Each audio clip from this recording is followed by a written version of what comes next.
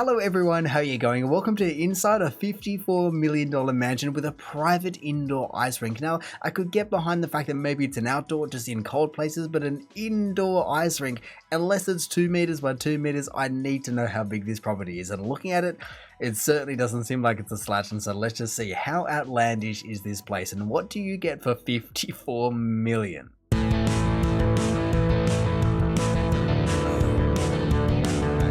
Welcome to 610 Los Francos Road, located in Portola Valley, California. This rare custom-built estate sits on 13 acres overlooking the San Francisco Bay and the coastal mountains. It has a 32,000 square foot mansion, 5 bedrooms, 7.5 baths, and a detached guest house. It offers amenities such as a poker room, a full gym, pool and hot tub, indoor sports court with locker room, a wine cellar, a billiards room, a home theater, a 110-yard practice golf course with 2 putting greens, and an incredible 7,300 square foot indoor ice rink. What is that? Now, obviously there are so many stars to this show, but I just need to come back to that honestly, to my eyes, does not look like an ice rink. It looks like it's a fake ice rink, if that even makes sense. Like I don't know if it'd be plywood or what, but either way, that certainly is marked out as an ice rink. But I just need to go back to all these other amenities. The fact that you can even call a poker room an amenity is just insane. And an entire golf course, I mean, maybe not 18 holes, but look at it. It is perfectly manicured like a proper golf course. And I guess that is what happens when you have the space, the 30 acres. You can afford to then go put the locker room, for goodness sake, even with a massage table right there. Why do you need any of this in your own home? It's not a facility, it's a house. Architect Thomas Jackway more than delivers on the goal of creating an exceptional multi-use home designed for today's active, modern, and productive owners. And it's all on the market for $53,888,000. Let's have a look. Alright, what do you... Immediately, we find ourselves in this grand living room. And I love these floor-to-ceiling windows, the way they bring in the natural light and show the lush green landscapes outside. And from the living room window, you actually see the Windy Hill Preserve, which is a really desirable view in Portola Valley. It's a great hiking spot. You can go walk your dog, or you can just stand here and look at the beautiful Windy Hill. Fair enough. An overlooked feature about this house are the ceilings, which I absolutely love. It almost has this medieval feel, and it ties in beautifully with this natural stone mantle. It's just so easy to imagine yourself with a glass of wine, sitting in front of the fireplace, with the piano going in the background. Who are you going to be paying to be just sitting there playing the piano while you're just sipping your wine? I mean, I guess if you've got that kind of money, you can probably afford to, but every time you're like, oh, let me just put on some music, and then you have to call the person, or if they're just staying at the house, wake them up because it's 3 o'clock in the morning. But either way, going back to the actual architecture of the entire house, what I don't understand with these places is the fact that, I mean, look at that roof truss. It doesn't look like anything fancy. And even the fact that she said, oh, floor to ceiling windows, that's just bifolds. Like, there is nothing particularly crazy about that. I mean, I guess, yes, the left and the right are big panes, but they certainly aren't just floor to ceiling like she said. That's a bit of false advertising in my books. And look, I guess I can, well, I don't know if sympathize is the right word, but let's just say sympathize with the fact that selling a place like this mustn't be easy because everything has to be so particular. And if someone is looking in the 55-ish million range, there is going to be so many properties, virtually every property on the planet these people can afford. And so, I don't know, just trying to sell these to people, but just saying, oh, well, you can walk your dog. I don't know if that's really going to do it. This home was designed to be a family home, and nothing exemplifies that more than the open floor plan. Having the kitchen connected to the family room gives the family an area to get together. Not only that, but you have this cozy breakfast nook, and with these high ceilings, you can see all the way up to the 2nd floor, making the kitchen truly the central hub of the house. I love this Calcutta marble countertop, but the star of this kitchen is the stovetop. This navy blue provides a pop of color in this kitchen, as well as being any chef's dream. Crepes, anyone? What? Wait, what are they? I've never seen them before, and I guess I'm not $55 million rich, but what are they? They look like hot plates from a barbecue that have been covered for some reason, but then she said grapes is, I think, exactly what I heard. Any chef's dream. Crepes, anyone? Ah, crepes, not grapes. Okay, that makes a little bit more sense, but by the same metric, why does it have a lid, and why is it out of the 1800s? I mean, I do have some respect for these older stoves, these massive units. It does, if nothing else, allow you a lot of flexibility in terms of warming this and heating that and keeping that cooler and just maintaining so many different temperatures, but still, that's a massive place for just 2 little hot plates, or I don't even know why use a burner compared to a hot plate, or above my pay grade. And look, once again, I'm just wondering, how do you possibly go about selling a place like this to someone and going, yes, this is the one? Because, well, all the architecture is already designed. If they want floor to ceiling this, they can go get it elsewhere. You can go get 2-story vaults and rooms and everything like that anywhere in the world if you're paying this kind of money. And so how do you possibly stand out? Honestly, I don't think that little nook is how you stand out in terms of the cushions and things like that. I don't know when this was built, but 54 million for this? It's not my taste. Here we are in this elegant, formal dining room with yet another beautiful stone fireplace. Yeah, Not every night expensive. is a formal dining occasion. That's why this room has a stone pizza oven. But my favorite feature of this room are the beautiful doors that open up to the outside, giving you the perfect indoor-outdoor dining experience. Fair enough. Cool. The dining many? room naturally spills out to the backyard, making it the perfect entertainment area. Over here we have the pool, hot tub, and a fire pit. We even have a barbecue area with full bar seating. While walking out into the yard, you have multiple entertainment areas and this beautiful and large lawn area that we call the soccer field. Yeah. That is an absolutely manicured lawn. Honestly, that looks more manicured than the putting green before. If it just had a couple of lines on it, it would be fine. But look, overall, I think that has been the most neutral space so far. There was nothing that I hated, but everything was just kind of like, okay, you could get that for maybe 5 million compared to 55 million. And I guess that is where the location and the size of the land really starts to come into question, because I'm wondering how much is the land value and how much is the house value and how much did they spend on the house? Because when you do have this many elements, it so quickly adds up, from all the filtration elements from the pool to the stone fireplace in the middle of the dining room, whatever you want to call it. All of these elements get very, very expensive very fast. And so is it a $5 million build, a $10 million build for a $50 million place? Probably 15 million, perhaps even. Like, who's buying this place and then spending that kind of money on this? That's always the question that you need to be answering. As we first step into the master bedroom, we see this rich wooden shelving unit. Nice cabinetry. Surprise! The master bedroom. Okay. This bedroom is all about the How views. many pillows? Out this massive bay window, you can see a view of the coastal mountains. Wouldn't you want to wake up to this beautiful view every day? It's just... I would. One really neat little feature about this room is this right here. What is It's that? a projector. And it actually projects to a screen that rolls right here in front of this window. And that, my friends, is luxury. Is it though? When did this video come out? It came out 3 years ago, and everything that I'm seeing, I mean, I guess I know that luxury places like this generally do have either the complete over-the-end gold trim, this and that, or they go this path, or whatever it may be, or it's ultra modern, ultra minimalistic, but still, just put a TV, I don't know, just put something there instead of that tiny little screen. I mean, it's not that tiny, but the blacks aren't even that black. You got a projector in your headboard, so you're going to lean up and you're going to knock it in the framing, so we're going to be off. There are so many random elements like this that always go, oh, that sounds like a great idea, but no, because you want to sit up and then your head's blocking the shot, whatever it may be. Especially when you have that many pillows. There is way too many pillows. If you have that many pillows, you need to sort yourself out. Put some of those pillows on your couch, or otherwise just donate them, because how are you going to sleep? You got 3 foot of bed there. What's the closet? A master bedroom like that deserves a beautiful closet. And the warm tones of this wood and granite countertop provide just that. But this room is all about this side, the bathroom. It has this relaxing jacuzzi tub where you can bathe in water and natural sunlight. And if that's not enough for you, you can actually bathe outside in this outdoor shower. This shower is truly luxurious. It's almost 8 feet. It's practically a balcony. Besides the standard shower heads, there is a spectacular rain shower right above you. And this wall is high enough to provide privacy, but on 13 acres, you don't need any. I guess it's a cool, unique feature to have an indoor-outdoor shower, or I guess just an outdoor shower, because you do have 7.5 bathrooms, so depending on where you want to go on the day, you can do it. But to have look at that unique rain shower, it just feels as though that looks like something that was one of the first rain showers, not a modern rain shower, because all the modern rain showers, at least from what I've seen, are like a square meter instead of 4 little ones. But otherwise, I absolutely disagree with the fact that the bathroom is apparently the centerpiece. For one, they barely showed it. They showed the bathtub and then a shower, and really the fact that you're saying you can bath in water, I'd hope so. But no, coming back to this walk-in wardrobe, look at that, the finishing and all of this, the granite top, the everything. I mean, once again, the wood color, I think it isn't particularly my taste, but whew, someone spent some time measuring and cutting for that. Ooh, okay. Oh, Just downstairs from the master bedroom is this executive office. With all this wood paneling, it has a very masculine feel of a traditional study. However, the floor-to-ceiling windows gives it a more updated and modern feel. And it's connected to the master bedroom through a private staircase. So whether you're a workaholic or hate to commute, you can get right out of bed and straight to work. I guess, yeah, sure, go for it. I mean, they definitely hit the nail on the head by saying it's, I guess, a traditional masculine office. Just all the timber and all that trim, whatever you want to call it, just inlay.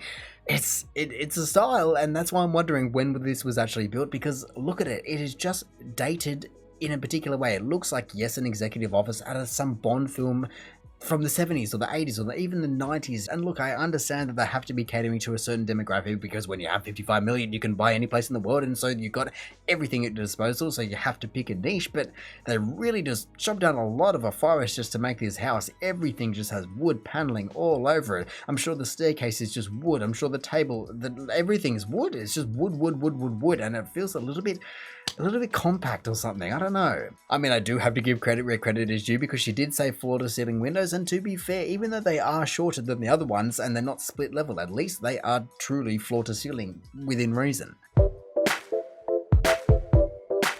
This is a feature I've truly never seen before, a poker room. With silk walls and wood paneling, It's the perfect size for a poker table. All the doors can be closed off so you can have a full casino feel. It's truly built to hold the highest stakes game you can play. And for all those nights when your games run long, there's a 100-bottle temperature-controlled wine cellar right here.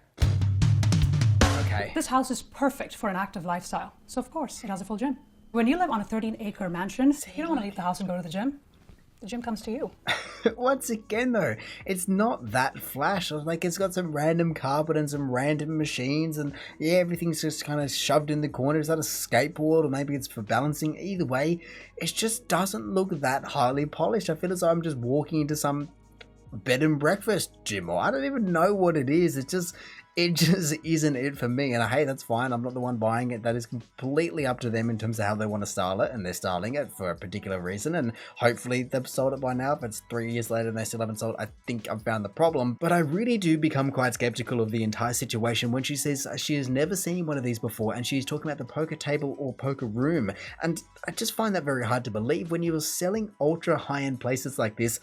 How are you not seeing this on the regular? Like, that should just be, oh yeah, you got the theater, you got the poker room, you got the multi-car garage, you got the pool, you got the other pool, you got the other bathroom. Like, they're just common things. Or you get the wine cellar. All these things just become kind of a given at this kind of price tag, is what I've ever seen. I mean, look, by the same metric, I would love to know the amount of people that are realistically using any of these amenities. Yes, I love to sell the entire idea that, yes, you can go golfing, swimming, playing ice hockey, playing this, playing that, playing poker, having 100 bottles of wine, but really, how many people are even living in these places, let alone using them to their full potential? I bet there is no way that whoever lives here can cater to every single one of these niches, just golf and everything else. It is just impossible, as you would run out of time before you got anywhere near close to using all of these amenities in a single day, especially if you just become a workaholic to be able to afford some of these things, where, like she said, you were stepping right out of bed and right into your office and then straight back to bed, and you do that day in, day out. There is no time for anything else, and so really you're just paying for, well, nothing, because you never get to use it. You never get to use your poker table. You don't have any social life. You're working.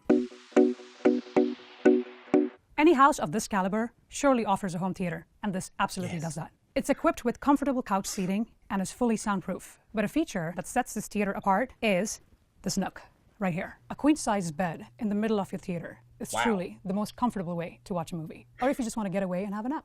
It's very quiet in here. Yeah, it is good like that. Here we go, finally. Whether you're a professional athlete or an aspiring athlete, this house has you covered. This sports court is fully equipped for basketball. Not only that, there is a scoreboard for the truly competitive. Beyond basketball, this room is also fitted for indoor hockey and your own climbing wall. And it's not an easy one. You can pretty much play any sport you want in here. I need to look at that climbing wall, because they've done well to make that look natural, if it isn't natural. I can only imagine that it wouldn't be, but really the incorporation of so many different elements into this one room is pretty impressive. And I also want to know, where was it? They even have speakers, for whatever reason, just hanging in the middle. Like, what kind of PA announcement and sports commentating are you doing to where you need this in your home? I mean, I guess, to be fair, it probably could be used for music as well. I'm going to go with that one, but really, the fact that you just got an entire PA hanging in the center there, just because you can, just because the room wouldn't be complete without about it, I'm sure, you know, you got the hoops, you got the rinks, you got everything else. And actually, is this the rink? Ooh, this must be the rink. So yes, I don't really know, how do you call that ice hockey if it's not ice? I mean, perhaps if you were actually able to freeze the entire thing, you know, up to the yellow would be, I guess, a submersible layer, so you have chillers running through the floor and you could freeze the whole thing so it can become an ice rink. But that's definitely just not going to be the case. I'm just banking on it not being the case, and so I'm definitely confused as to how this is an ice rink. And also, I didn't expect it to be too big, but that only seems as though it's about 10 meters, and I don't know if that counts. Once you finish whatever sport you choose, there's a full locker room right next door. Beyond the elaborate wooden stalls, this room is also equipped with a shower, a steam room, and it's truly the perfect place to unwind. Or maybe you just need a massage. Okay. Oh, okay. Well, that's now confused me as well, because I was about to say where's the ice in terms of where's the ice bath, because you have a steam room and you have a shower and you have a locker room, but you don't have an ice bath? That seems like a bit of an oversight. But then, speaking of ice, we're moving on to the real rink. So how many rinks do you need in a particular place? You're going to have an ice hockey rink or a hockey rink, apparently, and then the other one is also set up for hockey, and so you better love your hockey, or your indoor hockey, your outdoor hockey, your ice hockey, whatever it may be. You just need to be fully committed to these sports. Here we go, finally, the real The first of showstopper. two headlining amenities is this full-scale hockey rink. On more than one occasion, the San Jose Sharks have played on this rink. How many houses come with their own Zamboni? Not a big hockey player or a hockey fan? No problem. It's not only a stunning hockey rink, the structure can be easily used for a tennis court or a horse arena. Truly a Horse versatile arena? space as well. Wait, horse arena? What are you talking about with a horse arena? I could get tennis and maybe don't do any lobs, but a horse arena? How big is this place? I know that, I guess Olympic is bigger than traditional, but what is going on in this entire building? And once again, it doesn't look like ice, so I don't get it. How is that ice when it's not ice? Or maybe it is ice, but I don't understand it. I mean, if nothing else, if you really did want to try and make it an ice rink, I would think that, especially being in California, yeah, you're going to have some insulation on that roof to try and keep the heat out, for goodness sake. Otherwise, you're going to be, I mean, money's not a problem, but having a massive air conditioning bill. But look, I absolutely do have to admit that this is the showstopper that might just make someone buy the place. If they're looking at the 4,000 places that they can afford and they go, oh, yeah, it's all the same, and then, oh, this one has an ice rink, even though it might not be an ice rink, that's definitely a point of difference that might just get you across the line, especially because there's a golf course and so many other things. Like, if you truly are a sporting fan that also loves to play sport, or maybe even just get your kids into sport, or just have a team train at your own place, I can understand it to some degree. And finally, the golf course. This exquisite practice facility runs 110 yards. It features 2 greens, 3 bunkers, and multiple tee areas. So you can practice no matter what your skill level. And it's got views rivaling any golf course in the world. I don't golf, but this makes me want to start. Fair enough. Honestly, that is a pretty decent golf course for what you can ever possibly expect in a house, unless you're, I don't know, where you'd be looking at more. So the fact that it's just maintained like that, you got multiple options, I think, compared to the ice rink, in terms of looks and how it presents, I reckon that presents better than just a shed with ice in it. Especially if it means that you can then just go walking your dog along your own golf course, for goodness sake. You don't even have to go over to the other mountains. You can just stroll along your entire hillside, just going, oh yes, I might putt that one later. I left that one 2 weeks ago, but I'll finish off that course and that entire hole soon.